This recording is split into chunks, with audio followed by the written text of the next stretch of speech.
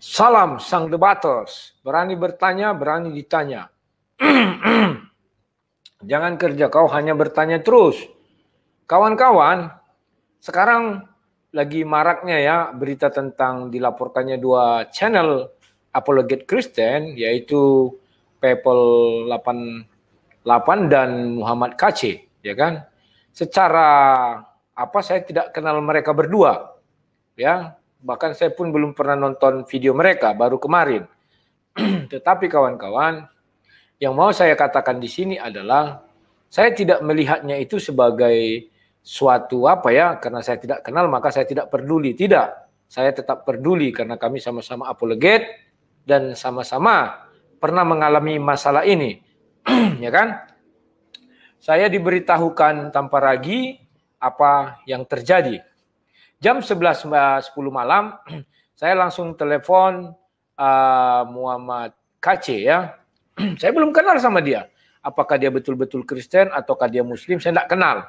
Tetapi yang saya lihat videonya cuplikan itu, betapa orang ini bicaranya masuk logika dan bagus ya. Cuman memang bagi orang-orang yang beragama tersebut, biasalah. Semuanya kebenaran pun kita bilang itu adalah fitnah bagi mereka. Dan mereka memfitnah kita adalah kebenaran bagi mereka ya. Dibalik-balik aja. Kawan-kawan, nah dalam pembicaraan kami tadi malam, ya saya bilang, kamu tidak usah takut. Kenapa kamu takut? Saya bilang. Sedangkan Ustadz Somad saja kawan, tahu Ustadz Somad kan? Dengan gamblangnya menghina salib, menghina Yesus. Ketika dia dilaporkan ke polisi, kasusnya naik, kan tidak? Apa dia jawab? Saya membicarakan itu di depan jamaah saya. Kecuali saya di luar. Berarti maksud dia di tempat tertutup. Ya kan? Dan ada yang mengambil gambar. Kan demikian. Tidak, dari gambar itu kan kelihatan dia diambil dari depan. Artinya gambar itu terang-terangan diambil. Dan dia tahu gambar-gambar dia sering diambil. Tetapi memang dia nggak tahu siapa yang ngambil. Kan demikian. Sekarang saya bilang lagi kalau sama si MKC, ya, dia ada nggak jamaah di depan dia? Tak ada. Terus bagaimana dia berceramah? Hanya bagi dirinya sendiri. Dan saya tidak tahu siapa yang merekam. Kan demikian. Memang ada orang merekam. Bisa jadi dia rekam sendiri, bisa jadi ada orang yang merekam. Kan tidak tahu kita. Kalau dia bilang ada orang merekam, mau apa? Ya kan? Dan saya tidak tahu apakah disebarkan orang itu apakah tidak. Kan demikian lagi. Jadi kawan-kawan, kalau mau dibuat perbandingan, apa yang dilakukan Ustadz Somad, masih ada orang yang menyaksikan. Sekalipun tidak direkam, orang banyak menyaksikan hinaan hujatan itu. Tapi si MKC gimana? Tidak ada satu manusia pun di hadapan dia. Kecuali perekam. Paham ya? Saya tidak tahu apakah itu cuma alat ataukah ada orang yang memegang alat itu. Yang penting perekam. Oke kawan, paham ya? Terus apa mau dibilang ya? Saya kan tidak di depan orang banyak. Saya hanya di dalam ruangan sendiri. Apa bedanya? Dan itu saya ucapkan untuk diri saya sendiri. Sedangkan si Somad bilang itu untuk saya dan jamaah saya. Betapa mulutnya gampang kali menghina-hina Kristen. Ya kawan-kawan ya? Dia menghina, saya pikir tidak. Menurut saya, karena sering itu kalimat-kalimat lebih parah dari situ saya dengar. Ya kawan-kawan ya. Nah, kawan-kawan, sekarang malah dilibatkan si Papel 88. Saya nggak ngerti, si Papel 88 kan hanya meneruskan. Berarti orang yang men-share, penting siapa aja men-share gitu ya kira-kira ya. Kalau seperti itu semua kawan, sama dengan si Somad, udah banyak beredar video itu. Kenapa itu tidak dilaporkan juga semuanya? Kenapa tidak diproses itu semuanya? Oke, sekarang ini saya buka sebuah sebuah berita di media bahwa saya lihat ini di Warta Kota ya. Saya nggak ngerti ini media bagus apa enggak ya. Tapi inilah ya Warta Kota Live. Tebar konten berpotensi konflik SARA. 2 akun YouTube dilaporkan ke Polda Metro Jaya. Ya kawan-kawan ya. Ini sudah ke Polda Metro Jaya. Dibilang bisa membuat keresahan, kecurigaan, bahkan mengadu domba atau memecah belah bangsa. Si Somad bisa nggak memecah belah bangsa? Oh, bisa kali, berpotensi. Orang Kristen pasti marah lah. Tetapi untung Kristen itu punya kasih. Mereka tidak mau melaporkan. Kok ada yang melaporkan? Tetapi baraknya tidak dirongrong, datang berjilid-jilid. Tidak. Kristen tidak diajarkan seperti itu. Kalau orang misalnya pihak yang berwajib mengatakan tidak ada bukti, ya sudah. Mereka tidak ngotot-ngototan seperti itu karena harus tunduk kepada pemerintah. Tapi orang ini nggak tahu saya apa bagaimana. Karena sudah ada cerita di negeri kita ini, orang ini bisa menyetel semuanya dengan datang beramai-ramai sehingga membuat orang semuanya jadi apa? Kalang kabut atau bagaimana lah ya. Pemilik akun Papel 88 Channel dan akun Zontoloyo ya juga yang telah menimbulkan diamankan ya. Juga telah mengamankan Muhammad KC yang telah menimbulkan kemarahan antar umat beragama di Indonesia, ujarnya. Masih laporkan minta diamankan. Ya kan, semua kita sebagai warga negara. Ya. Orang ini enak kali alasannya itu, kawan. Sementara kita Kristen. Mungkin mereka tahu. Kristen ini dihina, santai-santai aja lah kita katanya. Tidak apa-apa. Orang itu kan ada keajaran kasih. Ya kan? Jadi biarkan aja, bantai aja, hina-hina aja, suka hati katanya. Belum lagi si Moko Ginta, si Yayah Waloni. Nah, Esra sudah kemarin kok nggak salah diperiksa, dilaporkan, nggak tahu kasusnya bagaimana sampai sekarang ya. Esra ini pun kurang terbuka. Kenapa dia tidak mengekspos saja kasus itu? Ya kan? Bahkan banyak penghinaan terhadap Kristen. Mati di atas materai 6.000, selesai. Selesai kasus, buat 6.000 selesai. Hanya sebatas itulah harganya. Tapi ya saya katakan orang Kristen, tidak usahlah kita seperti mereka ya. Karena Tuhan tidak untuk dibela, agama tidak untuk dibela, Alkitab tidak untuk dibela, semua tidak untuk dibela. Kalau ada yang menghina ya sudah, sekarang kita bilang biarkan saja, nggak usah lapor-lapor. Goblok orang Kristen yang melapor-lapor, saya bilang. Kenapa? Tidak ada guna. Memang diproses, tidak. Ya biarkan saja. Capek kalian melapor-lapor. Paham maksud saya ya? Sudah biarkan saja mereka menghina. Memang itulah mungkin kodratnya kita. Atau yang harus kita terima saat ini. Kalian bilang saya tidak terima. Terus kalian mau apa? Kalau lapor setumpuk-tumpuknya laporan bukannya diproses. Atau diproses tapi mati prematur. Atau belum ada titik terang. Padahal jelas-jelas itu kalimatnya menghina. Di salib ada jin. Kepalanya ke kiri atau ke kanannya. Gini katanya kan. Bahkan semua hina-hinaan mereka banyak lagi. Tetapi apa? Ya sudahlah, kita mempunyai kasih Kristus. Ingat, kita punya kasih Kristus. Dan ingat, semua indah pada waktunya. Sama kayak Abraham Moses, Saifuddin Ibrahim. Maaf ya, Saifuddin Ibrahim. Bagaimana beliau mengucapkan kalimat seperti itu ditangkap. Yayah Waloni bahkan membilang kitab hantu. Diangkatnya sambil ngangkat Bibel, ada itu videonya. Tapi dia santai-santai saja, tak diapa-apakan. Bahkan menghina-hina Paulus, Spiritus, entah apa-apa. Mulutnya lantam, ringan. Bahkan tidak diapa-apakan, saudara. Jadi kawan-kawan, apalagi. Tapi berbahagialah kita. Pak Abraham, si Saifuddin Ibrahim bercerita, bahwa dia ditempatkan Yesus di dalam hal ini, ditugaskan. Ya mungkin di bagian penjara atau sel. Di situ dia sehingga bisa membuat orang banyak bertobat. Semua ada hikmah, kawan. Tinggal kita sekarang orang Kristen bersatu lah, kawan. Bersatu. Jangan kita biarkan mereka menderita seperti itu saja. Karena bagaimanapun kita ikut andil di dalamnya. Kenapa saya bilang kita ikut andil? Loh, kan kita yang membuat itu, kita elu-elukan mereka semangat. Kita dorong dengan semangat. Dan kita lebih senang melihat mereka bicara hal itu. Kan sudah berkali-kali saya bilang. Kenapa kalian lebih senang melihat hal itu daripada mendengar firman Tuhan?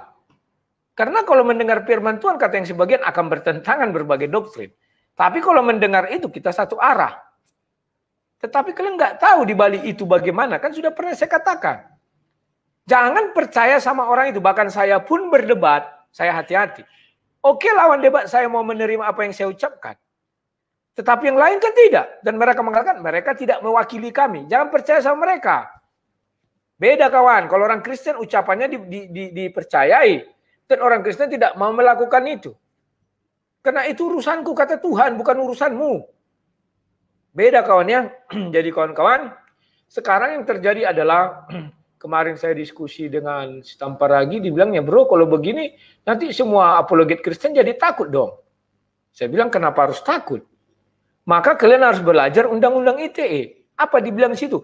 Barang siapa dengan sengaja, kan selalu dimulai dengan itu. Barang siapa dengan sengaja dan tanpa hak, maka tanpa hak inilah yang harus kalian explore. Carilah sesuatu yang sehingga kalian berhak, aku bilang. Contoh, misalnya Lea Waloni menghina-hina Kristen, kalian punya hak jawab. Ulas aja jawab. Kau ulas dari segi agama dia atau beri dia pertanyaan, silakan.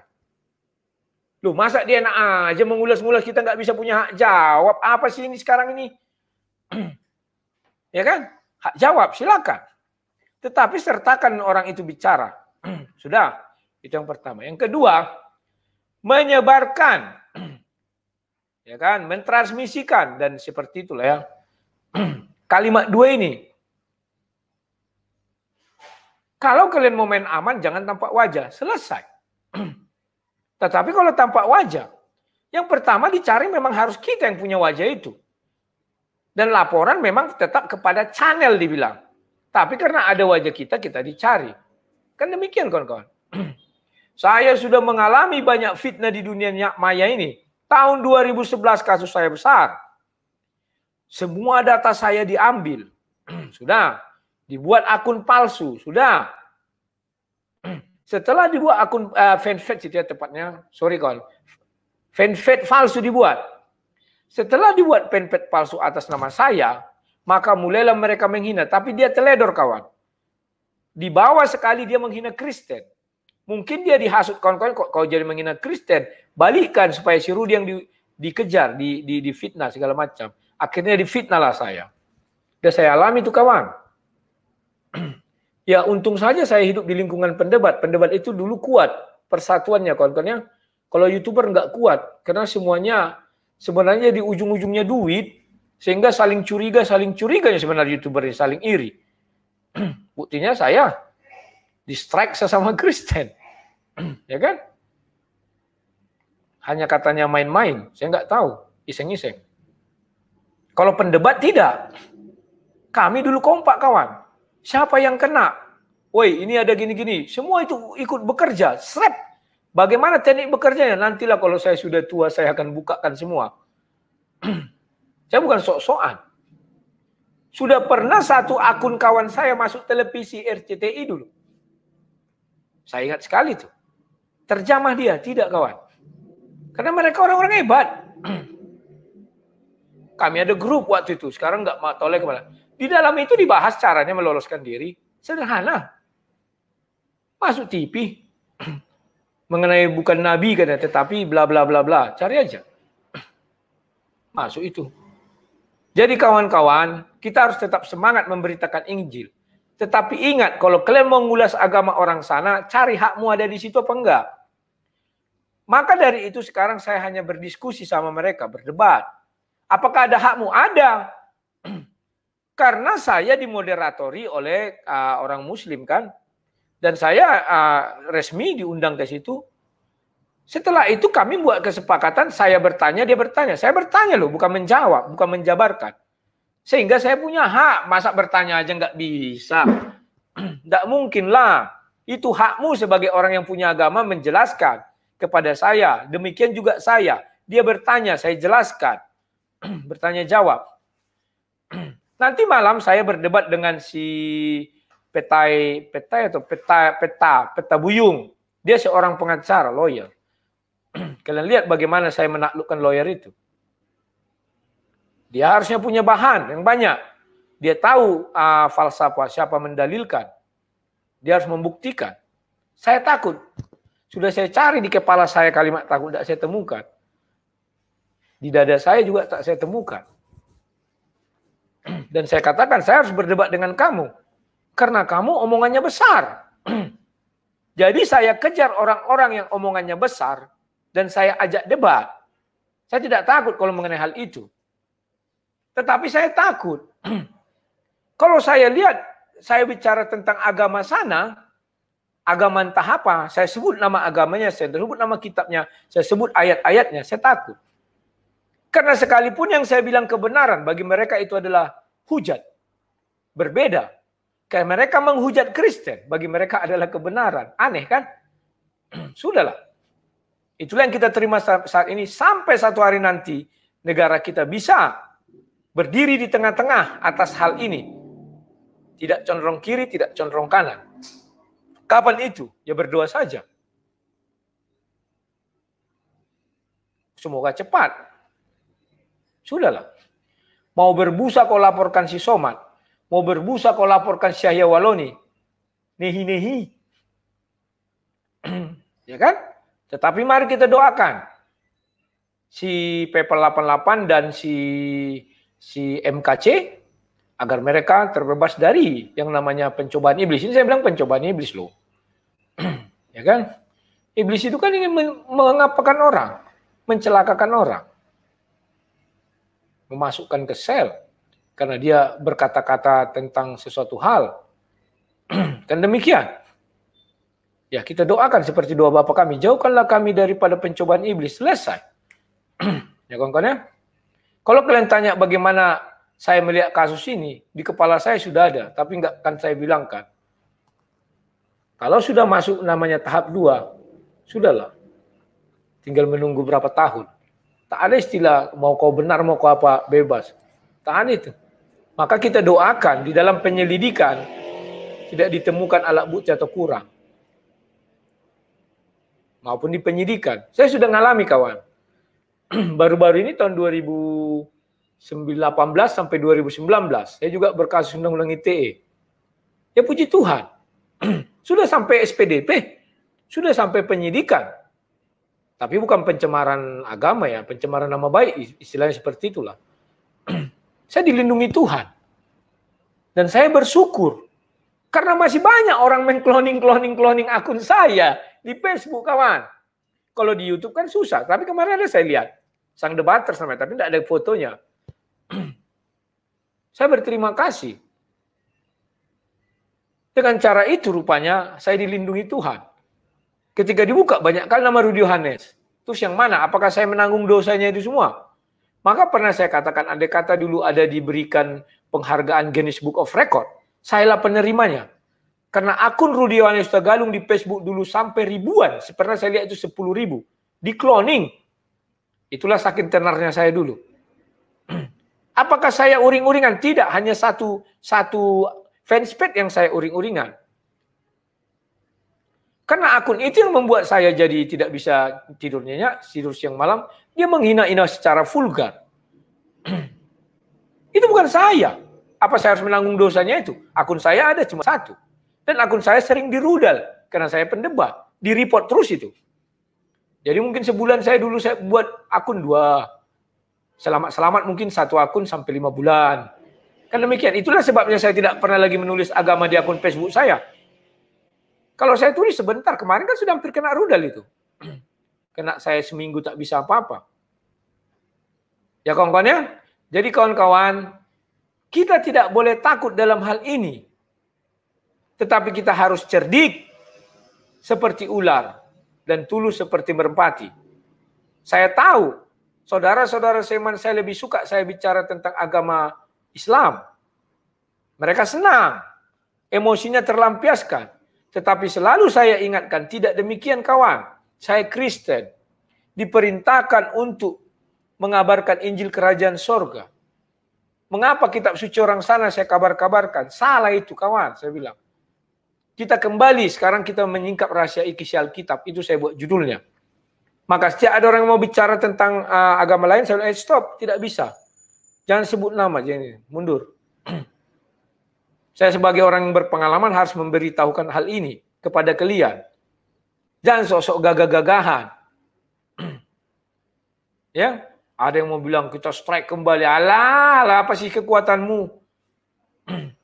Mau kau bawa ke mahkamah internasional, belum sampai kau internasional, lokalan aja udah kalah.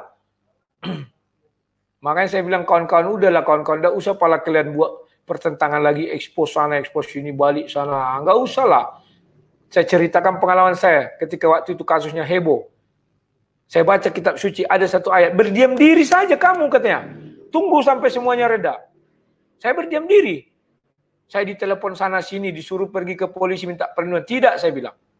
Kalau saya pergi, maka orang akan datang ke tempat itu. Begitu diketahui, oh udah ditangkap si Rudi begini-gini, Pak. Saya melapor biar dilindungi. Pada saat itu di negara banyak itu kasus lemah terhadap ormas-ormas ini.